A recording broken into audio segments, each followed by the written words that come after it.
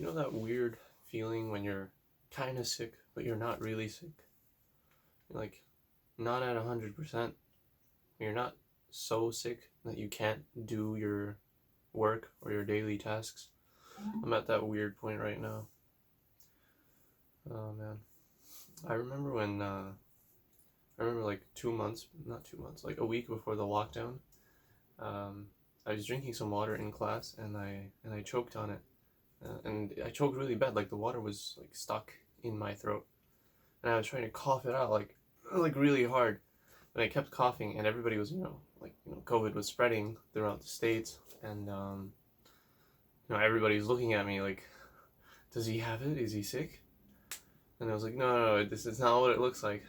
And I still couldn't cough. I still couldn't stop coughing because it was still stuck in my mouth. It was still stuck in my throat. So recently I realized that I let things bother me way too much. Like, I let things get to me, and I also plan way too much for the future, and I just don't allow myself to fully experience the present. I think I might have learned it from my parents, because I remember when I was a kid, and if I would drop something at the dinner table, like a fork or a spoon or some food, my dad would get really, really pissed off.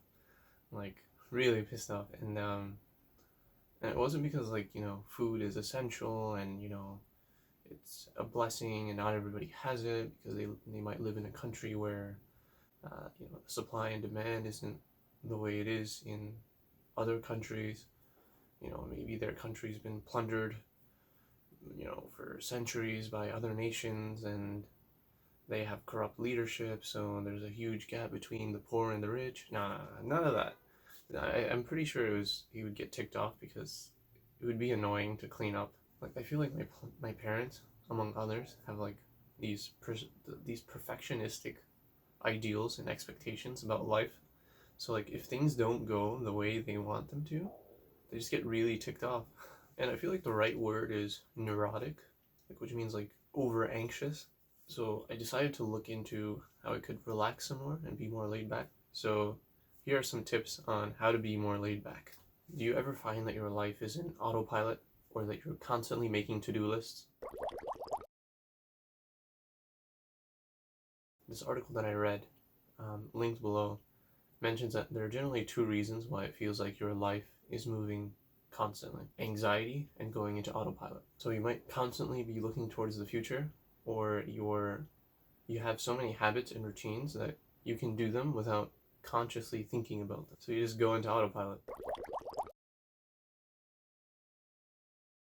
So tip number one is to be comfortable with who you are and with the situations that you find yourself in. Everyone has imperfections. So, if it bothers you when someone gives you a compliment, or you feel hurt when somebody criticizes you, then, maybe you should give yourself a hug.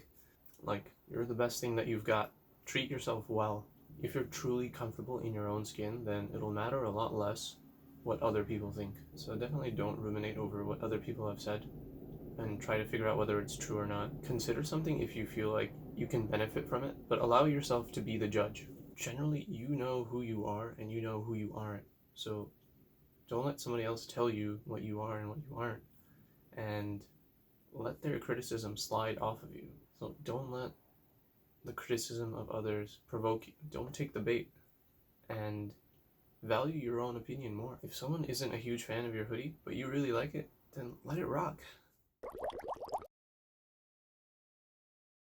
So take a step away from the situation before you react, because sometimes your reaction isn't even necessary. Did you drop your ice cream on the floor? Like, it really sucks, but you can get more. You didn't do well on an exam? I know you probably don't want to hear this, but either you can take the test again, or it doesn't really matter in the long run. Didn't get enough sleep last night? Well, there's always tonight, and tomorrow night, and the night after that, and the next night, and the next night, and the next night, and the next night, or the next night, or the next night. If you can change your mindset to a more detached and easygoing, perspective, then you'll be less likely to react negatively to a situation. I'm not saying pretend bad things don't happen. What I'm saying is that with hardship comes ease, and keep looking forward to the good times. So So don't overplan and don't do so much at once. While it helps to be organized, it doesn't help to constantly think about the things that you're going to do next. So I keep a planner and I write down the things that I need to do for each day. And the longer the list, the more agitated I feel, like the more anxious I get.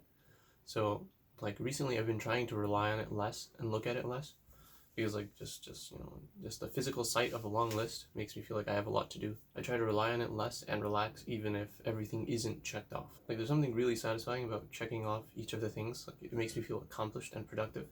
But at the same time, it only makes me feel relaxed when everything is checked off.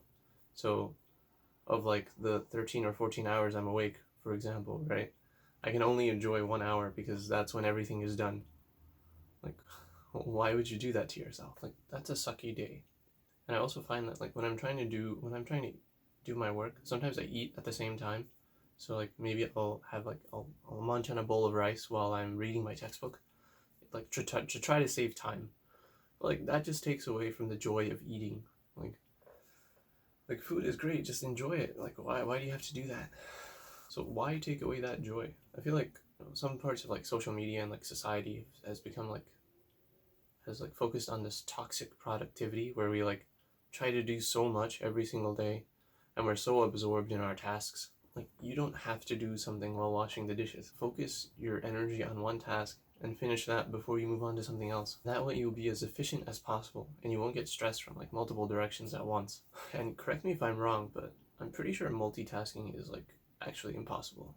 I'm pretty sure multitasking as we know it is basically our brain switching focus from one thing to another and then switching back and forth like really quickly. It's like we can't simultaneously focus on two things at the same time. So like a muscle, the more you use it, the more tired it gets. So there's a limit to how much it can take before it needs rest. And the next step is to learn to say no, because I try to do way too much and I take on tasks that add more to my plate, and I don't say no when it can actually benefit me. This can be a video of its own, like learning how to say no, but you don't have to save the world. Like if you're actually busy and someone asks for a favor that'll take up time that you need, then it's okay to say no. Depending on the situation, your help might not even be needed. You don't need to please everyone and say yes all the time to, save your friendship. Besides, if they're reasonable friends and you turn them down because you have to do something important, then they'll most likely forgive you and overlook it. By saying no to a hangout or a favor, you have one less thing on your plate. And sometimes we just want to be alone, and sometimes we just need to be alone. And the next tip is to challenge your shoulds. Like when you feel like you should do something. Like why is that? Why do you feel like you have to do something? Did someone teach you that you have to act a certain way all the time? Chances are we have an image of the ideal person that we want to be. For me, it's that I should always be calm and I shouldn't ever lose my composure no matter what happens. But if you think about it, that's really unrealistic because chances are something will come, some event, some unforeseen circumstances that'll make you angry or upset or irritated. You can't always be calm. Like if someone lies to you or tries to take advantage of your kindness, then you might feel angry or upset, and that's not a bad thing. That's just a sign that like your mind feels upset and wants the situation to change. Anger isn't necessarily a negative emotion. Living by like the rules of should statements, like, I should always work harder than everyone else, just limits your freedom and your enjoyment of life.